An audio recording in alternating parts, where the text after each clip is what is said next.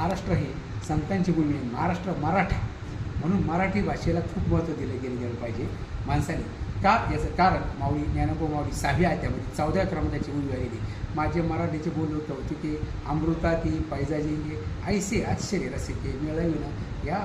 या ओळीचा अर्थ असा आहे, माऊली वर्णन करतात मराठी भाषेची पैज जर अमृताबरोबर लावली तरी अमृतसुद्धा फिकं पडेल असा मराठीचा महिमा आहे. म्हणून तर ज्ञानोबा माऊलींनी जी गीता आहे, गीता संस्कृत होती, सोहम संस्कृताच्या सोडून या जाती केलीसी मराठी गीता देवी, म्हणजे गीतेचं रूपांतर मराठीत जे त्याला तर सामर्थ्य होतं महावैष्णव ज्ञानोबा माऊलीमध्येच होतं.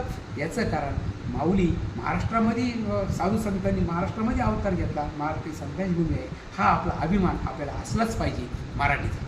म्हणून माऊली वर्णन करतात माझी मराठीचे बोलून कौतुक आहे.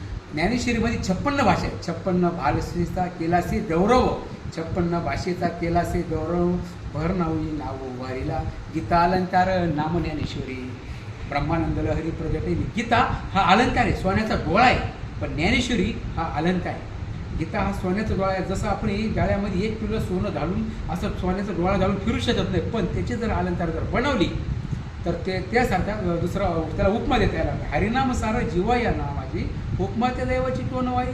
तसं मराठी भाषा ही सर्व संस्कृताची आई जरी म्हटलं, सर्व भाषेची आई म्हटलं तरी काय हरकत नाही. संस्कृत आई आहेच आहे, पण त्याला जोड अलंकार जे आपण म्हणतो सोनं संस्कृत असेल तर मराठी भाषेत अलंकार. जय महाराष्ट्र.